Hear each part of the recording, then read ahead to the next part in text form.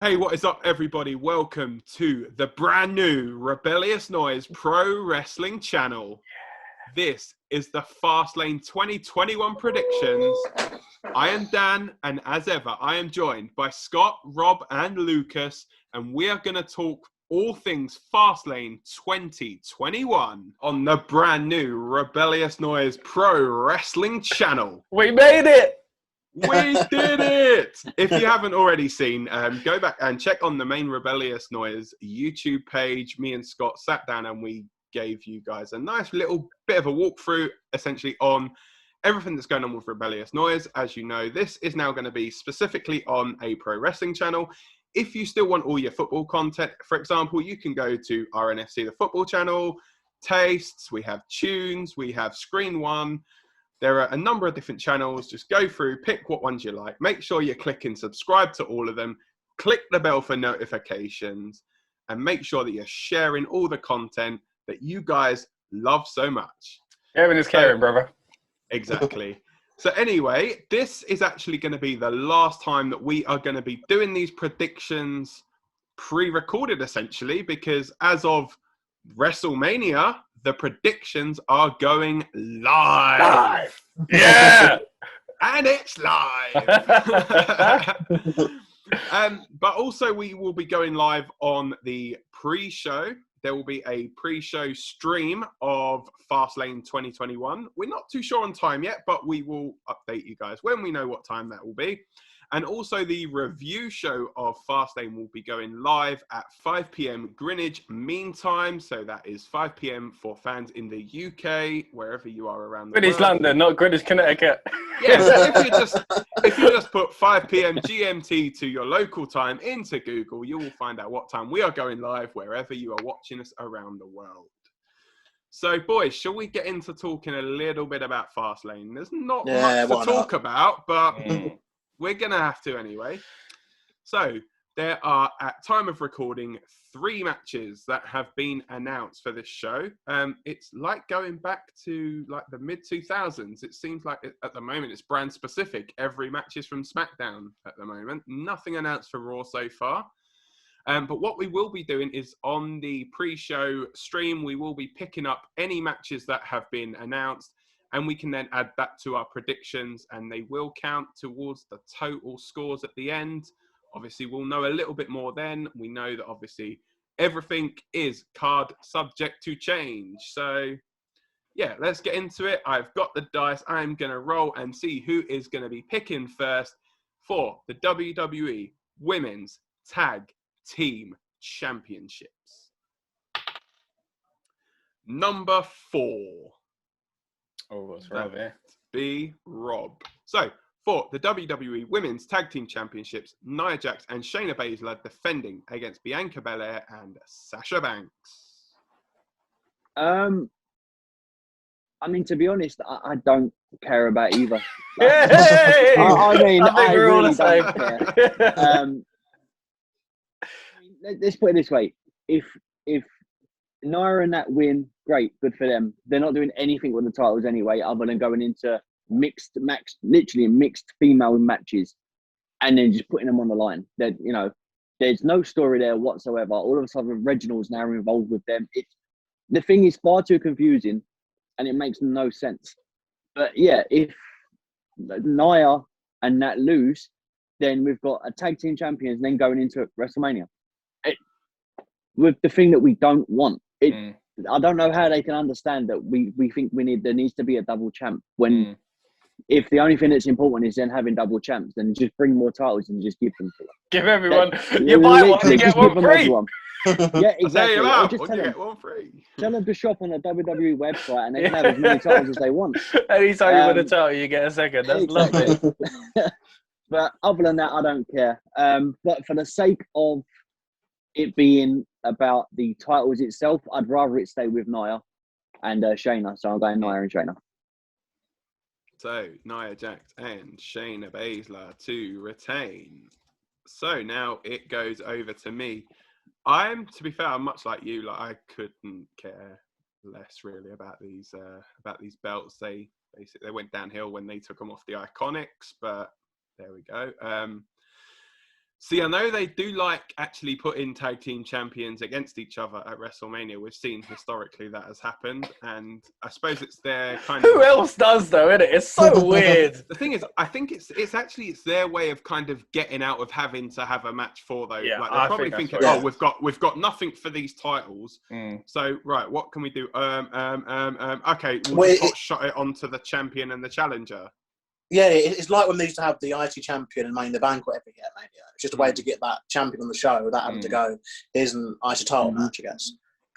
It's like I remember the WrestleMania I was at, WrestleMania 23, which there'll be a video coming up about that soon. The tag team champions at that time was Shawn Michaels and John Cena. They faced off in the main event. Pointless. So classic tag team, you know, we all remember that. Yeah, exactly. Up there with the Legion of Doom, mate. So going on that kind of mindset, I can foresee this being Bianca and Sasha winning the titles and going into WrestleMania facing each other, and then obviously Bianca, I guess, leaving Mania as champion, but that's obviously to come. So yeah, I'm going with a title change: Bianca Belair and Sasha Banks to win the championships. Oh man, I mean, you think going third is good, but when it's one apiece, you still got to choose now. Like, you can't be that swayed. Yeah, I think, like both of you said, I don't really care. You know, we've spoke about on the old channel, obviously on the old episodes, about how they shouldn't be doing this with the tag titles and whatever else. But the fact is they are, and I feel like they've done this match again because for a reason. Do you know what I mean? They could have done something else with Belair and Banks. So. I'm scared, man. I'm scared they're going to put it on them. It all depends on what kind of feud they're having to Mania. You know, like they haven't just, at the moment anyway, no one's a baby facing a heel, clearly anyway, you know. So are they going to do the whole we're a team in turmoil, but they're not really a team? And then, you know, those titles aren't defended. They get, like Dan says, you get away with not doing it, using those titles on the show. But then at the end of it, especially if they do the heel face dynamic, someone's got to leave that ring upset with the other with a second title, while they both then on the next SmackDown have got to defend maybe. Like at some point you got to take them off them anyway, you know. So if they do win them, like, I don't remember what happened with Cena in HBK. Do you remember when they lost the title eventually, or? Nah, it was that. Noteworthy, obviously. So I don't know what they do then. So that's what makes me think, oh, maybe they're not going to win him. But then, like I said, why else are we having this match again? Is it just another way? And we were all saying last time, like, you know, it's a bit tough making your champion or challenger lose, and now even closer. So, as in the SmackDown Women's title. So, like, take a pin. I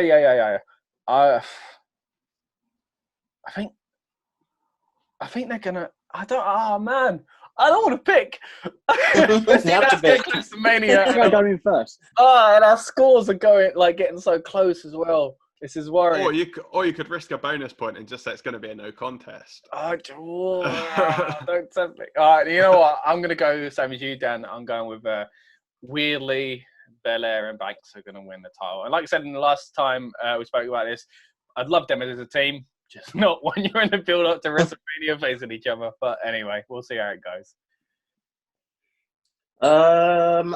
See, I think opposite. I think the only reason to do the match again is for Sasha to screw drop her, and that's what they're going to do. The thing is, right. I thought that they could have had them win at the first match, but obviously, as people may remember from the last month, what pay-per-view was called again? The Chamber. That was it. From the Chamber. The slow lane, it was called, wasn't it? The slow lane. The women's match got changed, didn't it? Obviously, Asuka was meant to face Lacey Evans. Lacey was pregnant and all life, so they changed the match. And so this match was kind of rushed onto that card and they still advertised for Asuka to have another match, but that never happened anyway. The reason why I think they're doing this match again is because they want Sasha to screw job Bianca Belair. That makes a lot more sense. Because I thought that Chamber to Mania period, I was like, well, they could have won the tag belts and then done the turn as champions, because it would have had about maybe like 3 weeks, 4 weeks, you know, being women's tag team champions. And if they added in NXT, go to NXT and stuff, like they could have got a few matches at least, a few moments, but they didn't do it. I don't think that they should take them off Nia and Shayna yet. I think as much as they have downgraded, and it's something which I know Dan and I are very keen to talk about when we get some time to talk about it. I do think that Nia and Shayna, at least if they retain them, they've got some history now of at least retaining. So yeah, I'll go Nia and Shayna retaining. Oh, I think that's a really good point, man. Thank you, Lucas. And also like, the caveat to it as well is on next week's SmackDown, there's actually a SmackDown Women's title match. I literally just remembered Sasha Banks defending against Nia Jax. So it could imagine Nia wins. What? It could even change all that around. So who knows? So yeah, we'll now move on to the next match, which was only announced on SmackDown. I will roll the dice again to see who goes first. This time we have it's number 4 again. So hey, is that dice loaded? Yeah, I think so.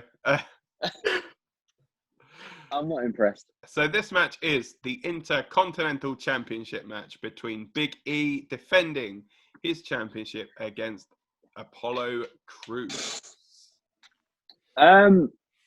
So at one point I was thinking, I like Big E as the champ, and I was heavily pushing if he was going to win anything. I was, as you were saying a couple months ago, about him being thrown into the main event scene.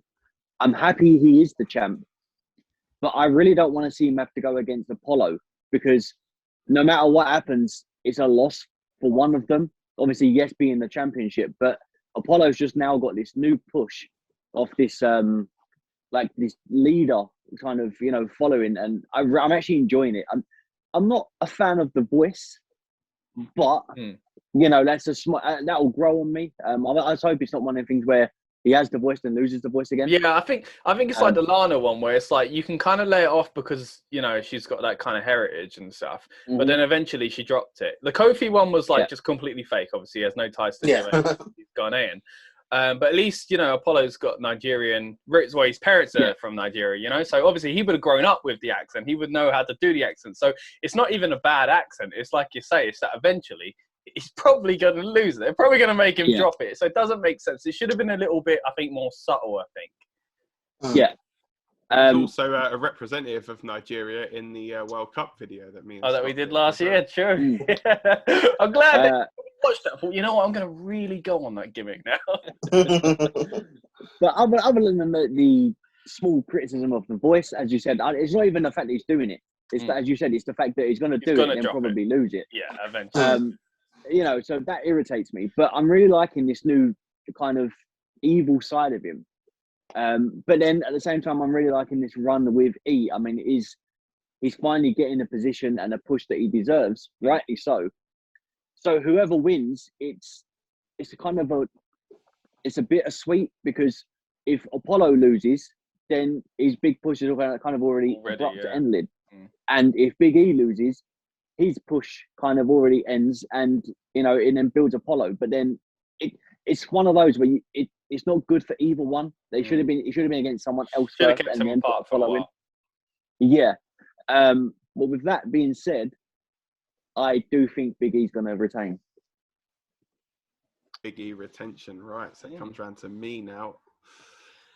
See, it's tough, you see, because I see very similar to what's happening on Raw with the whole like Lashley being champion, and if rumors are to be believed, there's the whole thing of they want Drew to face him at WrestleMania, so then Drew can get his big moment in front of fans. I feel they may do something similar with this story. If they're building Apollo up as this big heel, then they can have Big E come in as the big like baby face and win the championship at WrestleMania. But are they going to do this whole story where Big E's been injured and then he's been out only to then come back and lose? The only other thing is he could lose due to shenanigans possibly from Sami Zayn, but obviously I'm not going to be risking a bonus point on that at this stage, but what way to go. Hard, isn't it? It is really, really tough. Because it's one of them. It's like, do I kind of go safe, or do I go risky. And you know what? I'm going Apollo Crews. Okay, I am. Well, this time I feel I am benefiting from going third, because I think, like Rob was saying, definitely should keep them apart. It's scary that we're going to kind of mess up with someone's kind of like momentum.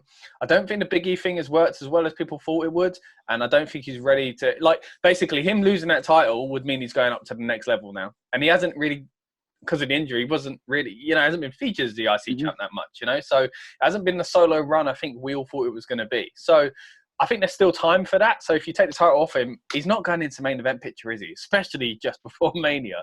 So that doesn't make sense. Also, Apollo Crews losing, like you guys say, like, why? He's just become this new version of himself. So why are we going to do that? And what Dan was saying about Big E potentially getting the win back at Mania, I really like that. And even the thing of like Sami Zayn, he could get involved, because I think so basically I think Crews is going to win either due to shenanigans, due to his henchmen, or due to a kind of like, but the injury thing could come up. They could play, heels like doing that, play on the injury that he's just come back from. Or you could get Sami or another outsider who then makes it a triple threat at WrestleMania. And therefore you still, and that way again, Apollo does lose the title eventually, but he doesn't lose it in a bad way, because he doesn't get pinned, and maybe it's Big E pinning whoever else, Like so there's a lot of things. Well, I mean, like a triple threat, you're pinning the other guy. So there's a lot of ways to do it where you can still keep all these characters strong, give that big Mania moment, and all wrap it up nicely. So if that's the case, this is the way I would do it. Whether or not it's going to be that way, but I'm putting my hopes and faith in WWE and saying that they're going to let Apollo win it, so that Big E can get it back eventually. But yeah, Apollo Crews for me. I'm also aboard the Apollo train. I think with the reports obviously recently this week that Vince McMahon's changing the entirety of WrestleMania 37 plans, and the fact that there hasn't really been much. There hasn't really been much with the IC title. Like recently, when you think like on pay-per-view wise, didn't he? But Big E won it, didn't he, on Christmas, or New Year's, around that kind of time, and it obviously wasn't defended in the. Was Big E even in the Rumble match? I think he was. Yeah, he was. He was. Yeah, he was. Okay. But yeah, okay, he was in the Rumble match. But apart from that, there's no pay-per-view defense of it. In 2 pay-per-views, this is only the first time. I just think he's going to win. I think the gimmick has that level of controversy that they could exploit if they wanted to. And I mean, with obviously Black Panther 2 due for release, and I think it's next year or something. Like it's a Marvel property anyway, so it's very current in a weird way. Like when Birchall was a pirate. Well, the thing is, Birch was a pirate. Birch was a pirate. I don't know if he had heritage in with his family in piracy, but maybe he did. The thing is, even that though came, sadly, the first 2 Pirates movies were much better than what came afterwards, and it had kind of died down a bit by the time Birch was doing his gimmick. But literally, Black Panther 2, is going to be a big film because obviously, Chadwick Boseman passing that, so it is very, very current. And I think that I don't know if they would switch it straight back to Big E straight away, but I have to say the IC title picture on SmackDown, like, it could be quite stacked if they let it. And they need it for a 2-day Mania. You need this is the time to elevate a secondary title. Yeah. I'd even go so far as to maybe build up to a ladder match at Mania for the IC title. I think I love them. I think that might be the way to go. You've got people like Big E, you've got Apollo. You've got Shinsuke Nakamura, Daniel Bryan, Cesaro, Jey Uso in there as well, maybe. Yeah, potentially, yeah. He don't know what he's doing, so you might as well. Well, yeah, he can't even get on the pay-per-view either, can he? Or Rey Mysterio. But yeah, I'm the lock in Apollo. Cool. So Rob, obviously the only one going different there. Let's see. For the last time, is Rob going to go first again? No, you get a break this time. It's number 2. Oh, thanks. Is it me? No. So we now move on to what we are going to assume is the main event of the evening. That is the Universal Championship match, which is Roman Reigns defending the Universal title against Daniel Bryan. Just as a slight caveat, there will be a special guest enforcer at ringside. that man will be decided on SmackDown. So that will be the SmackDown that is 2 days before the pay-per-view, and that will be either Jey Uso or Edge. I know for me, it's not changing my prediction at all, but it may kind of swing. You guys may swing your predictions somewhat, depending on who that is. But yeah, anyway, we're going to go into it, obviously. Scott, you'll be predicting first. Take it away. Right, so basically the way this is going, right, this feud, if Daniel Bryan beats Roman Reigns, he's in the Mania match because he's the champ and he will face the challenger who is Edge, right? That is the way they're kind of straight out there putting it, right? But if he doesn't win, he goes away and gives up on this whole crusade, and it now is Roman Reigns versus Edge again, right? I just don't see either of those scenarios happening, right? We've mentioned, go back to a Rumble one, where we went in on why Edge should not have won this, and it seems like WWE maybe started to feel that way themselves, because it doesn't seem like anyone knows what they actually want to do here. Now, it does have Daniel Bryan vibes from nearly every Royal Rumble he does or he doesn't win, and WrestleMania he goes towards, where, you know, the big one, it seemed like that weren't the plan, was it? And I feel like that's the same thing that's happened here. Like that, this wasn't the plan. I don't think Daniel Bryan was ever meant to be anywhere near this. Originally, anyway. I think it was Roman versus Edge, and they've kind of backpedaled a little bit. So basically, ultimately, I think Daniel Bryan's going to be involved in WrestleMania, because if he's not here, if he gives up here, what was the point in this entire feud? Where does he go? Lucas mentioned earlier, if we have an IC ladder match, maybe he goes into that. Yeah. I could see that. If they mess everything up, then that is the best thing to do with them, because there's no other storyline to go into, unless it goes into Jey Uso, because Jey Uso costs him or something like that. And who knows? Team Hell No versus the Usos at WrestleMania. That'd be nice. But other than that, I don't really see it changing much as far as like the reason he's involved in the storyline. Surely it's going to continue, and surely it's going to go to a triple threat. And I think the way you do that is that Daniel Bryan doesn't win. I don't think Roman's losing the title a month before Mania after this mega heel run. So he's not winning. But then do I go with it's a draw / no contest? I feel like the enforcer thing is meant to make you feel like this is going to be decided.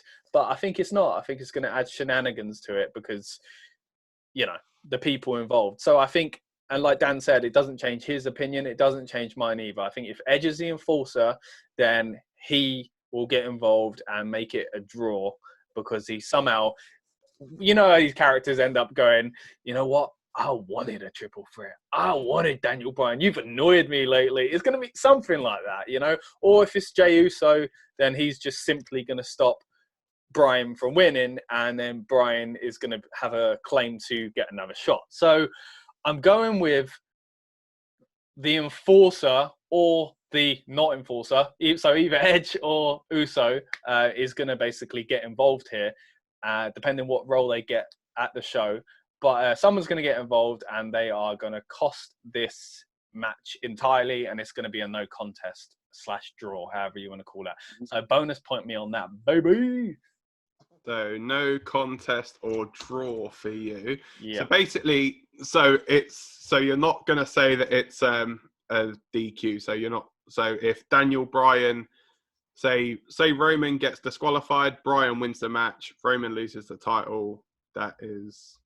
Roman keeps the belt. I guess my result is draw. My bonus point is it's because the enforcer storyline. So Bryan or Uso or Edge will be the reason why it becomes. I would say clearly who it is if it was closer, but obviously where we don't know which one's the enforcer and which one's not. One of those people, which regardless what role they're in, is going to kind of ruin the show for everyone.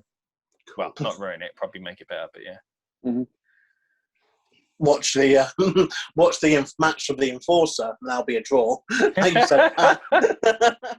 Both of them. It's going to be a lumberjack match, isn't it?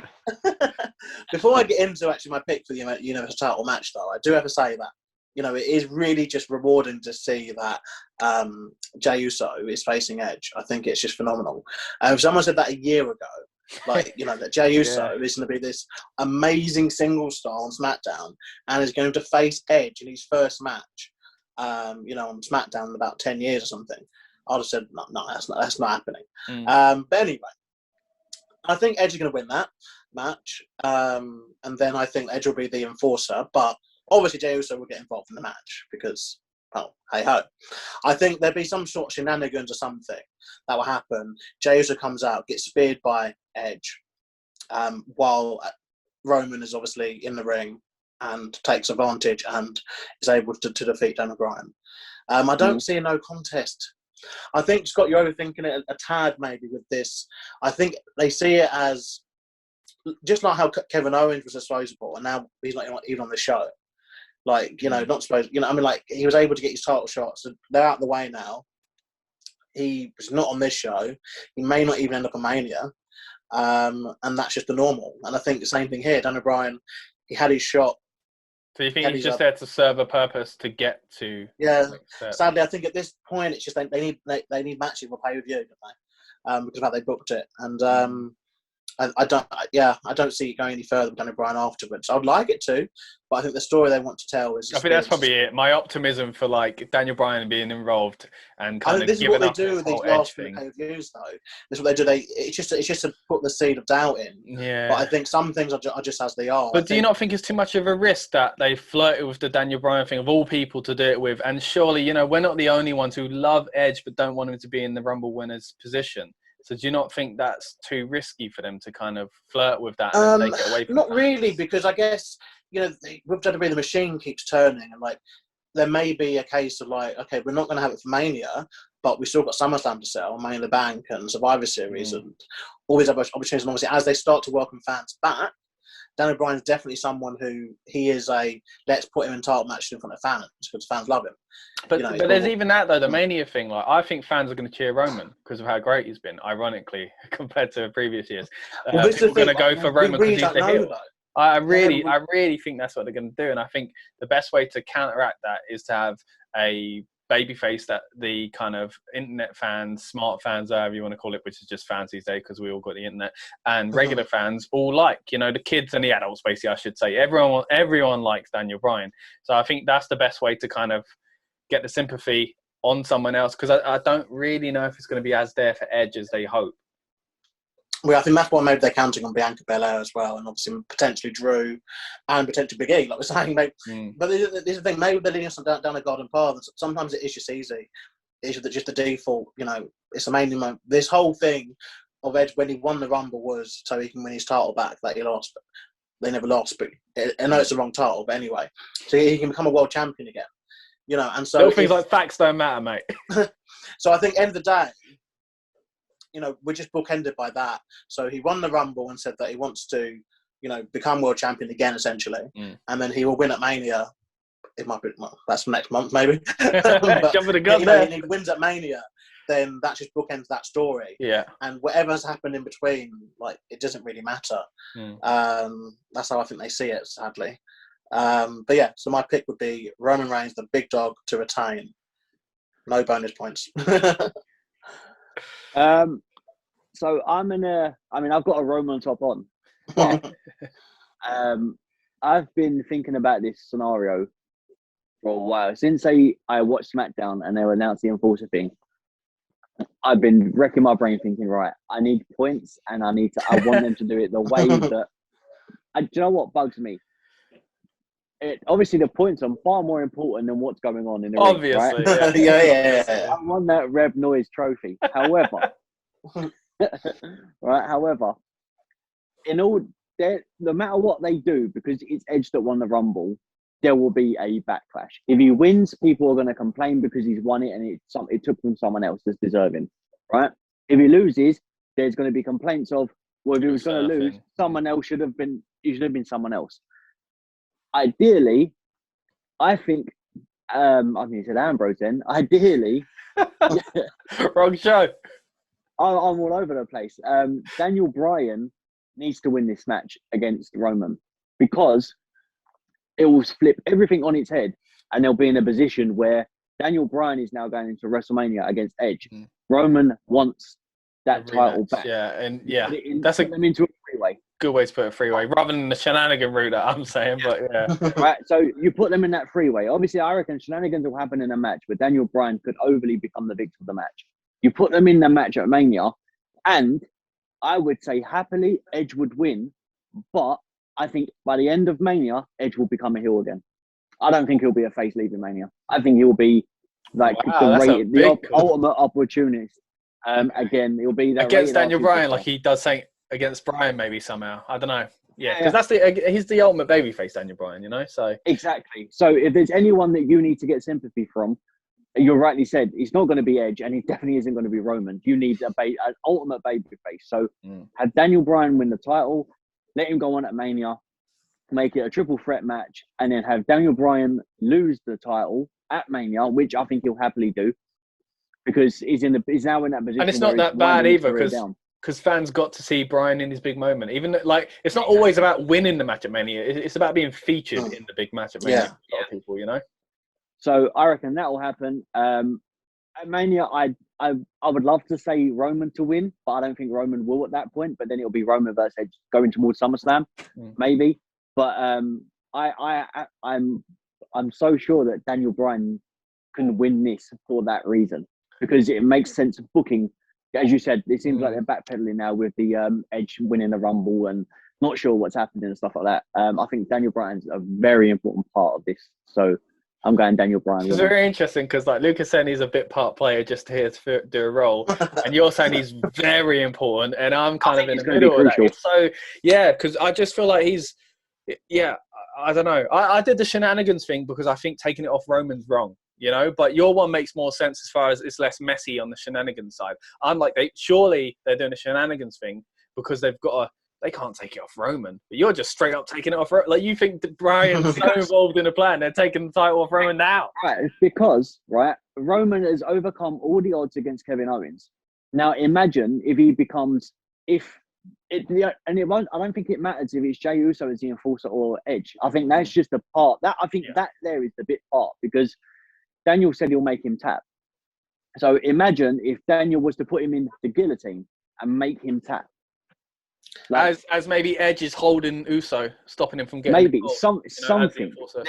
There's going to be something dodgy is going to happen in the match. But I think overall, if Daniel Bryan doesn't win, then they have literally ruined the whole idea of having that perfect match at Mania.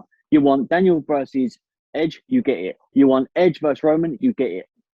You know, and it kind of rehashes what happened at Elimination Chamber with Edge and with Daniel and Roman, and then you also get a rehash of what happening now at Fastlane. So you get the proper match between the three of them, all mixed together, all the chemistry. And I mean, if you don't want to see that at Mania with Daniel Bryan having to win that to retain, you know, I think that's better storybooking than probably what they've done since Royal Rumble building up to WrestleMania.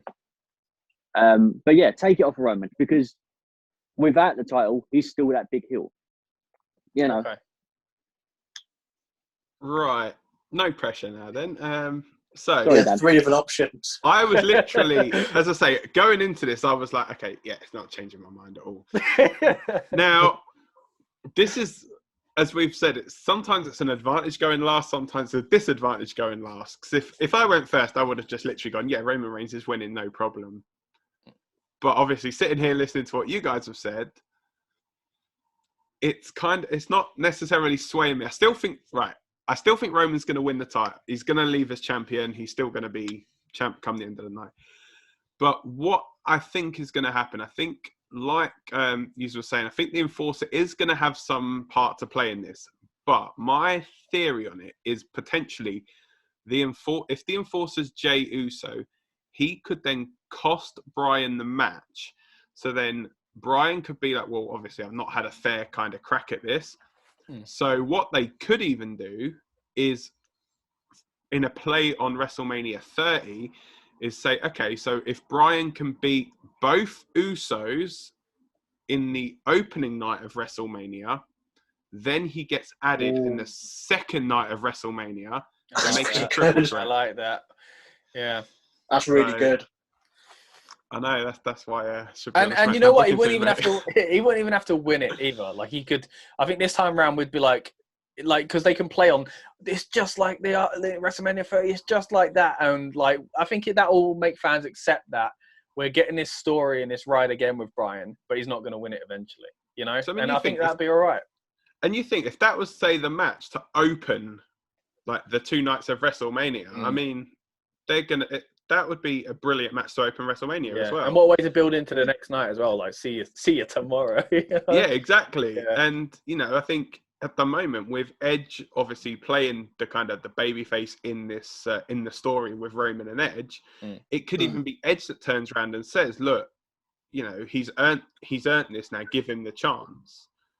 But then, or they could even do it as if they are kind of backtracking, then they could even say, "Okay, you want Bryan in the match so bad, Edge, why don't you put your Rumble spot on the line in the opening night of Mania? And if Bryan beats you, he faces Roman in the main event." But yeah, it's a good way to utilise the 2 nights thing as well, because I guess you want people to obviously watch both nights. It links. It's kind of one show split in 2, kind of thing, isn't it? It's a bit like Lord of the Rings in a way, where it's all kind of filmed. See, I filmed back into them. Check out Screen One, guys. It's a brand new film and TV channel. But essentially, it is when you're booking it, it's one big show over 2 nights, essentially. Exactly. And each show has to be its own show, but then linked to the next one too. And especially because it's in the same venue, it's not like it's WrestleMania 2, for instance, when that was obviously at 3 venues. So obviously you didn't really, and obviously the technology wasn't there to be able to show what was happening in each city. But now it's a case of you have to see what's happening. It's interesting. Have we ever known less about WrestleMania than what we know now? Maybe last year when we weren't sure if it was going to happen, but other than that, I think normally this far out, we're 6 weeks away from WrestleMania. Normally you would have 4 weeks away. So we're 4 weeks away from Mania. Normally you would have in both your main title matches would be locked in. Do you know what I think it is? I think they don't know what they want to do at the moment. Yeah, and we haven't seen appearances of many of the part-timers, John Cena, Goldberg. And some of them have got to come back to fill 2 Brock nights. Lesnar, Undertaker, some of them have got to come back. Still a lot to play for. It's like I heard something today that obviously it's been like muted that there's going to be like a Randy Orton versus The Fiend Firefly Funhouse match. I was hearing today perhaps WWE could basically stick a couple of fingers up at AEW and be like, well, actually, we're going to have some kind of like exploding match. Firefly. Just to be like, well, actually, this is how you do it properly. I think they've already done that with the Almighty's new entrance. So sick entrance. That was their shot. That kind of takes you right the way back as well from when they used to have like the cool video, like the Titantron videos, and that was cool. But yeah, so anyway, like coming back, full circle back round to the actual prediction, Roman Reigns for me is leaving Fastlane as Universal. I don't know why I've gone with a draw. Like I could have gone with, like people were saying, Daniel Bryan, them getting involved and screwing Bryan, and I don't know, man. But at least we've covered all bases here. Yeah, so yeah, Roman will leave as champ. I think Roman will be eventually. See, I think it's not going. I think the Enforcer. I don't think the Enforcer is going to play that much of a role in it. I think it's going to be Jimmy Uso that's going to make the difference. At some point, he's got to come back. Yeah, we've been saying it for quite a lot of these pay-per-views. He's got to be cleared by now, surely. Because and if that, obviously, they're not like people say. Oh, yeah, they're twins and that, and they could maybe try and pull the switcheroo thing. Like Edge thinks it's Jey trying to get involved, but it's actually Jimmy. And then the other one slides in the ring and true. Especially if Jimmy still isn't quite ready, he could be literally stand there and kind of do a few nudges. He's got to be ready. He's training at the PC. What was the injury again? Does he have like a new body part attached or something? It's been about 2 years. Yeah, he's got a bionic arm. They've cloned him into a third one. So apparently, his injury was a was it a shoulder knee, injury? I think. Knee injury. Yeah, like is he building a new leg? Like it can't be this fault. Yeah, pretty much. So he was almost cleared at Hell in a Cell. Remember when he appeared at Hell in a Cell? That was a report saying he was almost cleared. So I mean, that was 6 months, about 5 months ago now. Maybe they just been waiting for the moment. Maybe all this has been planned. Like the whole Daniel Bryan thing. Who knows? Possibly. But yeah, so I think, as I say, I think Roman Reigns is going to win. This is probably the most for a Roman Reigns match. I think this is probably the most differing that we've all been pretty much. Yeah, it's usually quite The clear. the enforcer thing really is thrown a spanner in the works, I think. Here. And maybe that's their thinking. I keep thinking of Informer by Snow every time people say enforcer. Enforcer. But what we need to remember as well is the enforcer is not actually like it's not a special guest referee, so they're not actually going to be counting the full. It's just they're on the there outside. To pretty much, yeah. I like the idea of stopping one Uso while the other one gets in without you realising you've stopped the wrong one. Though. I really like that. So essentially, this is a one-man lumberjack match. Yeah. kind of. So anyway, so yeah, I guess that's it really for these predictions. So at the moment we are locked in for the 3 matches that we have predicted. There will be actually if there are further matches added, which we're assuming there will be. At least one from Raw. Coming off of Raw and SmackDown next week. When we do eventually go live for the pre-show of Fastlane, we will obviously add to the predictions if there are any additional matches added, which we're pretty sure there will be, and then that will obviously go towards the total. As just a little quick update, if we take a quick look at the predictions table, Lucas is on 29 points. I am on 38, Rob on 39, Scott on 42. So it is all to play Maybe I should have done that bonus point. Imagine if I come in and grab the 3 points and you ruined it on that bonus point. That would drop you with what we've been level. Yeah, it would, mate. I'm starting to worry already. Why are you doing this to me? Yeah, remember, there's other matches. That in the back of your mind. Other matches, there'll be at least 3 other matches, I think. Sure, yeah. We will have time. This time round, we will top it up with our predictions. And at the moment, you two are 100% totally different. There's not a single thing you agree on. Oh, really? Oh, crap. Yeah. All right. That could be a good One thing. of us is winning. So one of you is going to be gaining, one of you is going to be losing. Either way, yeah. So that gap is going to change either way. Okay, cool. Mind the gap, innit? And Dan, you're not far behind as well. So I'm only one behind Rob. So okay. Yes. All to play for the trophy. Obviously, that will come to a head at WrestleMania. After night 2, we will know who the inaugural champion is. And then, obviously, we will start things over again, I guess, from Backlash. I think it's Backlash. It was Money in the Bank last year, weren't it? So it depends. Yeah. Yeah. It could be anything. It could be extreme. It could be SummerSlam, for we know. It's going to be a last man standing. The WrestleMania Revenge Tour. Remember they used to do that? Yeah. That's Raw, Live and Loaded, yeah. Yeah. So, yeah, anyway, that is it, guys. Thank you so much for tuning in to the Rebellious Noise Pro Wrestling channel. Don't forget to like, share, and subscribe. Subscribe. We're brand new here. It's a ghost town at the moment. And also, don't forget to go ahead, check out all the other channels as well. Click like, share, and subscribe on those too. And don't forget to tap the bell for notifications, or if you're thinking in wrestling terms, ring the bell for notifications, and you will get new videos pop up as and when they are uploaded. So for now, that's it. I've been Dan. These guys have obviously been Scott, Rob, and Lucas. Thank you guys for watching. We will see you soon as we are now on the fast lane. So WrestleMania. Yeah. See you at the live shows, guys. It's gonna be good. Not the X Factor. No judges' houses though.